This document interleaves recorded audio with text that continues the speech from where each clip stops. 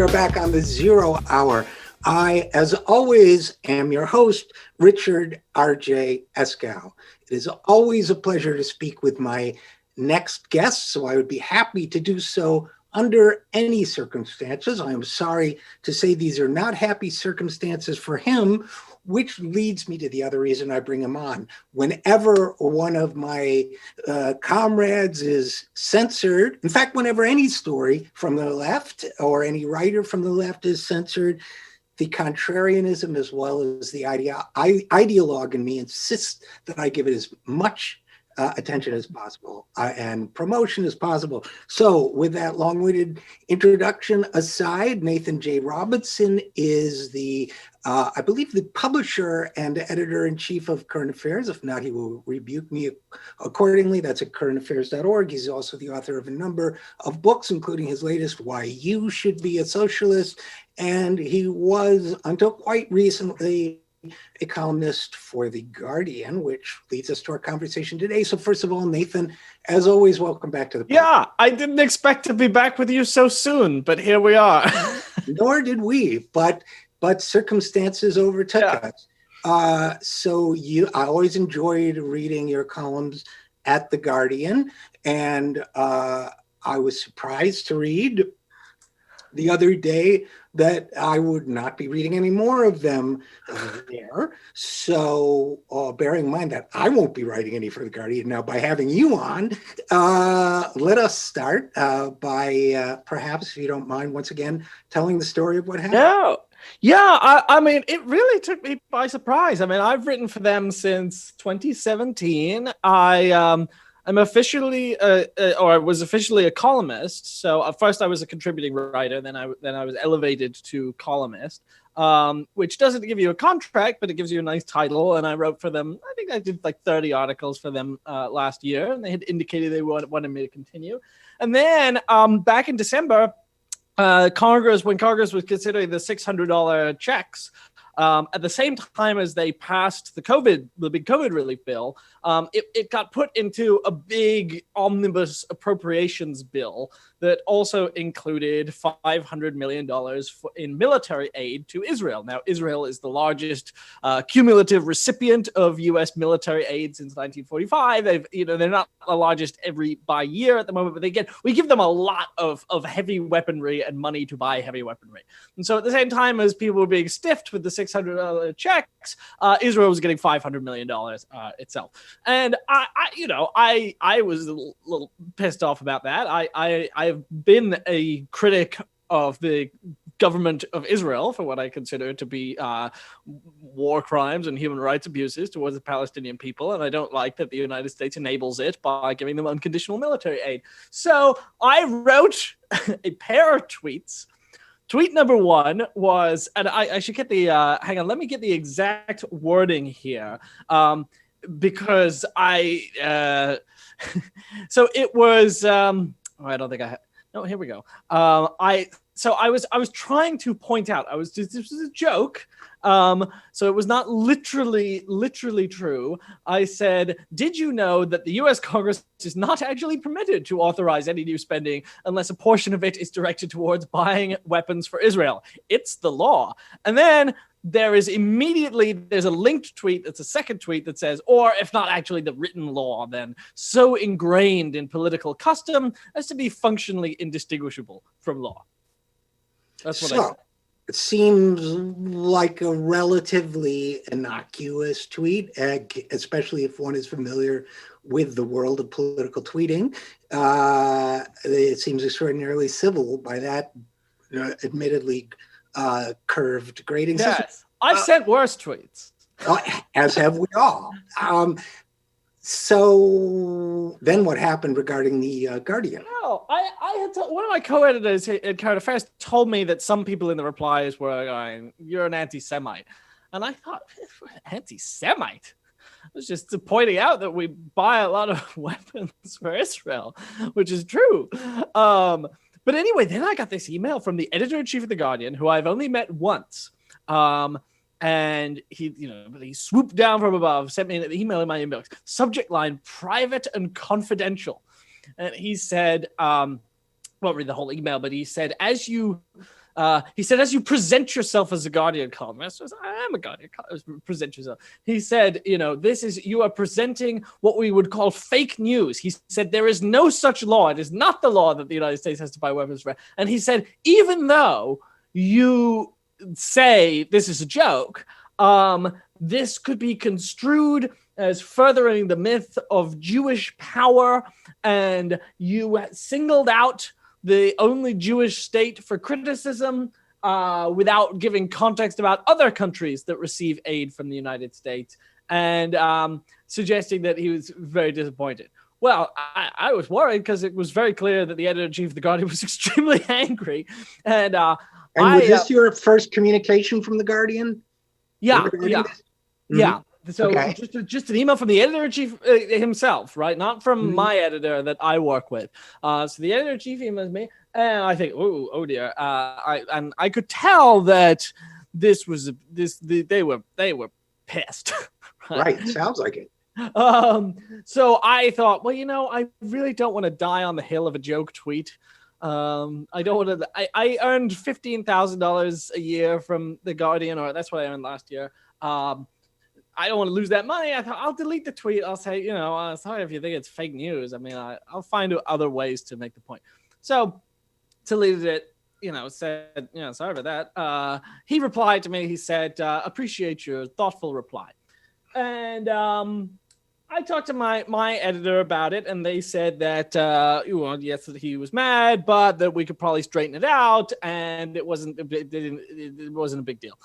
Well, then they stopped accepting radio silence on all my pitches. My columns just stopped being accepted. Nothing for weeks.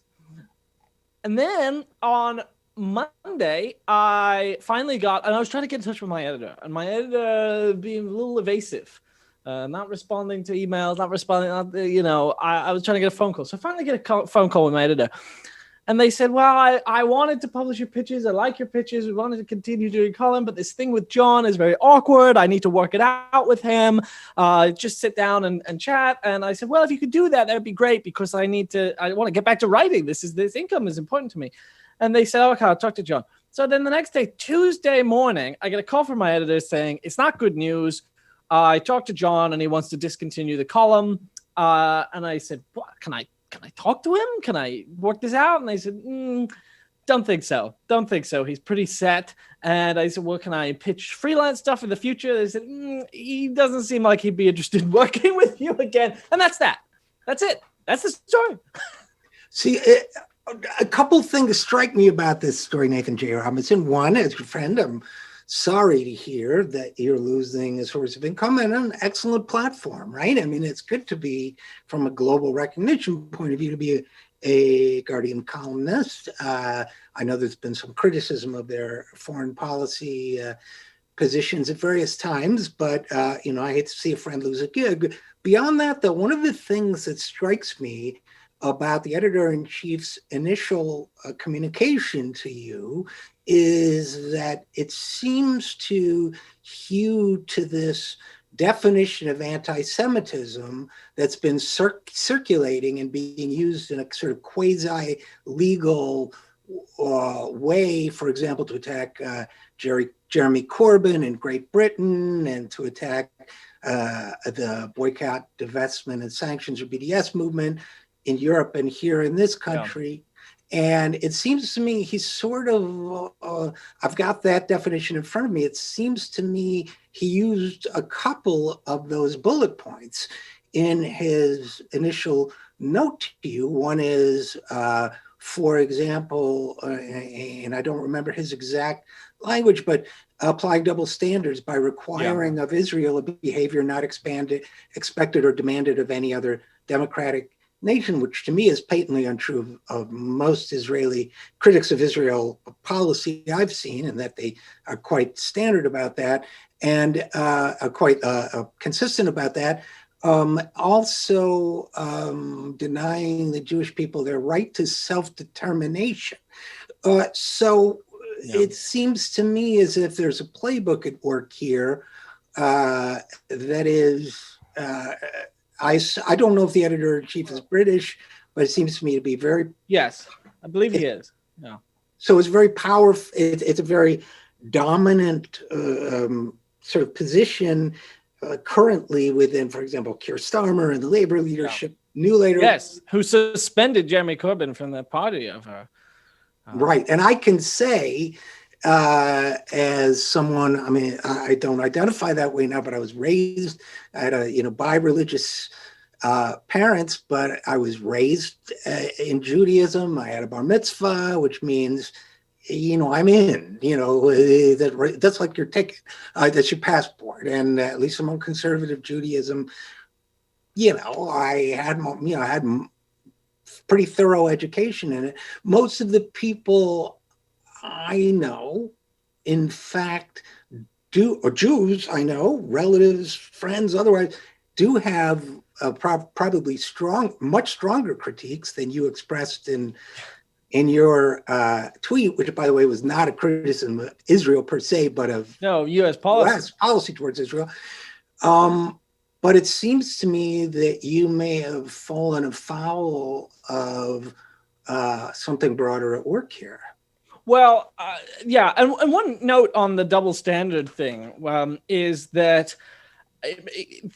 definition, it's one of those things that sounds logical, but you have to think about how it actually applies, which is if you say, you can't say that things are true. You can't attack Israel for things you don't attack other people for. In the United States in particular, we single out Israel for aid and support. It's U.S. policy. Right. Its official policy is to help Israel maintain its, quote, qualitative military edge. Nancy Pelosi once said, if Washington, D.C. crumbled to the ground, the last thing that would remain is our support for Israel. So the singling out of Israel is done by the United States government. So if you say that critics of Israel can't single out Israel, you're almost immunizing Israel and the United States from critiques of that special relationship. Because you say, well, why are you focusing on Israel? And the answer is because our policy is formally designed to prioritize the interests of Israel over other Middle Eastern powers. I think that's a great point, Nathan J. Robinson. I would also add, by the way, that the more I think about it, there is literally nothing in your tweets that criticizes Israel. It could be read, for example, it's just we give too much money to one country when there are so many other countries in need and so many needs here at home. It could be read as just that's too much money. If a Republican takes a point of view that we give too much money to the elderly, he's not accused, although it would be more apt in his case, he's not accused of being unreasonably hostile to the elderly. He's just talking about where we allocate our money.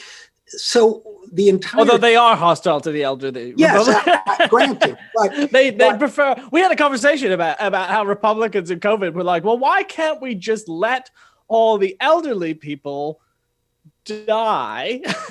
Right. I'm not saying we want it, but you could say a feature, not a bug of our proposal. The problem was that was their voter base, which I think came back to bite them a little bit in 2020. I think it did. Yeah, well, I don't really think much of you either. I think it was some people had that. But so we had this, and by the way, it occurred to me, in thinking about in the thinking brought on by your plight, not to minimize your plight itself, but it occurred to me that there's an inherent contradiction in this position that conceivably the editor-in-chief was saying, but certainly that's being used to tarnish the reputation of Jeremy Corbyn and others. And that is, if you believe that criticizing Israel is anti-Semitic, then you are implicitly acknowledging that Israel is a theocratic state, is a state based upon religion. Otherwise, criticism of Israel's policy would not, in your mind, the accuser, equate to criticism of religious belief. I don't know what you think about that. Well, I mean, a lot of the defenders say that they don't. I mean, I've read Alan Dershowitz's books for an article I had to do on him. Insist that they do not believe that criticism of Israel is inherently anti-Semitic, but that there are types of criticism of Israel that are anti-Semitic, and those types just so happen to include all of the, many, pretty much all of the left criticisms of the state of Israel. So they would deny that you can't criticize Israel. They say, oh no, we, but they just have to be non-anti-Semitic criticisms, and many of these things are taken to be anti-Semitism, and it's seen.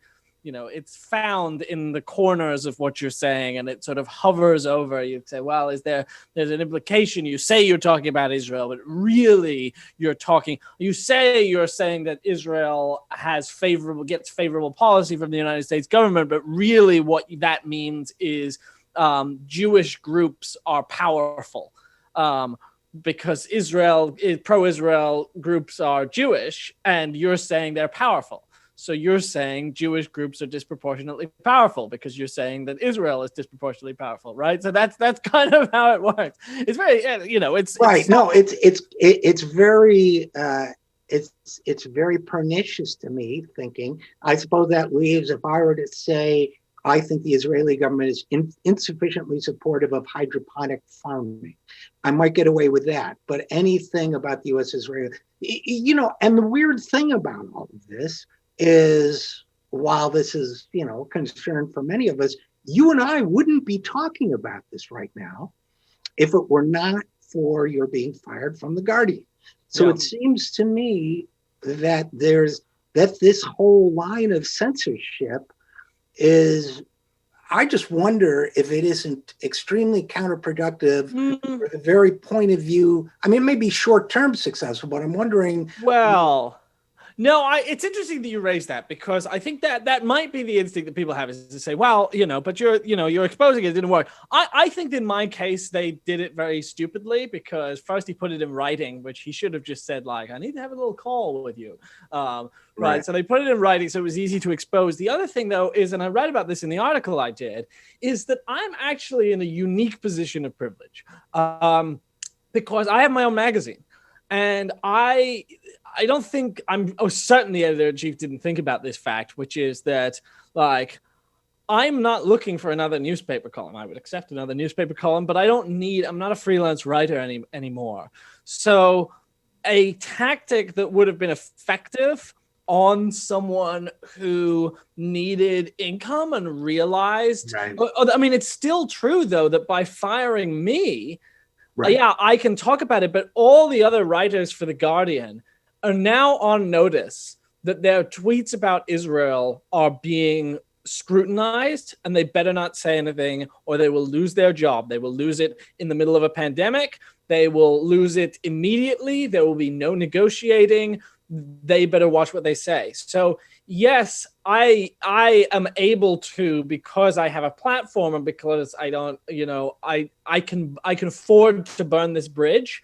I can go after them for it, but I think it is very effective generally, because even I was thinking, if they hadn't been so stupid as to actually fire me and not give me any chance to write for them again, right? If they had said, like, well, okay, but keep sending us pitches, and then just sort of quietly declined most of them, but let one through occasionally, right? If they'd been a little more shrewd, I would have had to kind of play ball and watch what I said about Israel on social media. And it was only because I think they handled it very badly that they didn't succeed in doing that. And yet he wanted his communication to you to be personal and confidential. So even though that's not binding, as you point out, I mean, I can't write you have to obey that. Well, he didn't think, really you need to, I mean, he should have given me a reason to keep it confidential, right? And I think a clever, I just don't think he was very smart about what he did, because he didn't realize that by taking away any incentive that I would have had not to tell everyone, there was really no reason for me not to tell everyone. But I realized when I was thinking about it, I was like, wow, I don't like to admit this because it seems so unprincipled, but I was like, I needed that job. Right. So No, like, can I just interrupt and say one of the things I really appreciated about your write-up about it was that you were very honest about the fact that, look, for a certain period, for weeks, you kind of played along and, I apologize for something I wasn't sorry for. Yeah. And I appreciated your candor about that, but because I think most of us find ourselves doing that more than once. And, good for you for admitting. It was effective because he got me to delete the tweet. Yeah. He did. Even without, he got me to delete the tweet, apologize, and go like, what guidelines do you want me to follow? Because I'm a columnist and this is such a prestigious platform and it pays me money. And I need this platform because I'm a left writer and left writing's not lucrative. So no, I think it was, I realized how extremely effective it is. And that's one of the reasons, knowing how really effective it was, and how easily even I could be morally compromised, and want to downplay or be careful, pussyfoot around the issue of the abuses of Palestinian human rights. Now I'm really determined to be as noisy about it as possible. Well, and I understand this double standard, by the way, just parenthetically, most of us have sternly criticized the government and the police forces of this country for the way they treated Black Lives Matter protesters, but we're not shooting them to death on a routine basis the way Israel is shooting protesters at the fence. So I would argue there's some consistency there. But this, it's interesting because I was thinking about this, Nathan J. Robinson, that you've been part of this dialogue or debate or whatever, including with Matt Taibbi, another regular guest on the show, as well as others, about, at what point we reach excess in terms of censoring one another, and publications that have rebuked or fired journalists or editors for either social media tweets or private conversations or what have you. And I wonder, first of all, although has this changed your thinking on that at all? No. Well, here's the number of people I know immediately started gloating, right? And going, Nathan Robinson says there's not a war on free speech, but now here he is, the victim of the very thing that he was denying the existence of. I mean, none of these people have actually read my articles or understood my position, right? Because the argument that I have consistently made over and over is, you are wrong to say that the free speech battle is leftist, social justice, totalitarian, the woke mob shutting down reactionary, conservative views. That what actually happens is it's not cancel culture, it's manufacturing consent. And what it is there's a power structure, and the power structure defends itself. And that the views that are not heard are the views of Central American environmental activists, right, who get murdered by the developers, right? The views are defenses of the Palestinians. The views are, it's not Black Lives Matter silencing people, it's people silencing Black Lives Matter, right? It's Norman Finkelstein. Sure. Yeah. Not Alan Dershowitz isn't the one whose free speech is being silenced because he's politically incorrect. You hear politically incorrect shit all the time.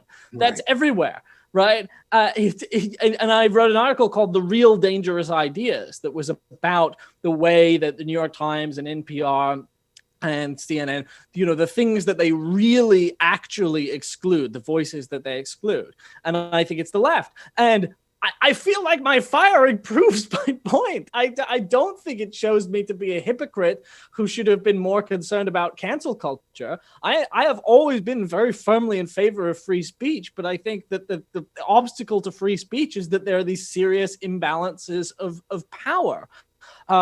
So I still believe that people that newspapers should offer their columnists pretty wide latitude. I don't think a column has an obligation to employ a racist. If I was actually an anti-Semite, right, I think that the Guardian should let me go, because I don't think that anti-Semites should be given prestigious platforms. The problem is that human rights abuses are being covered up. Yeah, it's such a fascinating topic. I didn't personally perceive a disconnect in your position. I also saw one tweet that said "serves him right," which is if you're a free speech believer, it never serves anybody right. Even people who argue against free speech, which I'm not saying you did, but even if you had, you still have the right to free speech if you are a believer in free speech. So that serves him right was self-negating. You really. This is always the test. That test is, what happens when the person you hate gets something happen. Do you say serves him right, or do you actually stick up? And to be fair to people like Thomas Chatterton Williams, who wrote the Harper's letter, he did come out and say, well, I think what happened to Nathan was wrong. Andrew Sullivan even said, I don't think he should be fired, even though I think he's a liar and a smear merchant. Well, yeah, when Andrew Sullivan quoted me once, but he refused to write my name. He said, "This guy says." But it's, to me, it's interesting. I read, for example, your pieces on this subject. I read Matt's and your Taibbi's and your response to it. I think Matt, look, I understand what his concern is, but first of all, I agreed with you that he overbroadly defined or inaccurately defined the left. So when he said, has the left gone insane or whatever, well, it's not necessarily the left we're talking about. Yeah. I know I disagreed with you because I think you wrote that the Times should not have published Senator Tom Cotton's fascist piece, whereas I thought it should have, but with an accompanying column explaining why we have civil liberties. I thought it was newsworthy, but I don't think anybody should have been fired for running it either. But I think that the power imbalance is what I fear also. So what happens with some of the people who worry about cancel culture, particularly basically good-hearted people, is that they find those few instances where cancel culture is used by the powerful. And then they think the problem is quote unquote cancel culture as opposed to power. Do you know what I'm trying to drive at there? No, I know absolutely what you mean. And this is what's always frustrated me, right? This has been the real source of is that it treats, the problem being the problem of Palestinians being unable to be heard as the same as racists being unable to be heard, as if there's one problem and the problem is like just controversial viewpoints, right? And that we should, like, a university, maybe they should invite maybe they should invite a Palestinian scholar, but maybe Steve Saleta should have his job, but also like an equal problem is Milo Yiannopoulos not being invited. And I don't see those as equal problems because I think there are good reasons not to invite Milo Yiannopoulos, who just came to campus and like made jokes about all the Muslim students being terrorists, right? I don't think you have to. You don't have to. A college is a prestigious thing. You don't. Not everyone gets an invite to speak at a university. Right.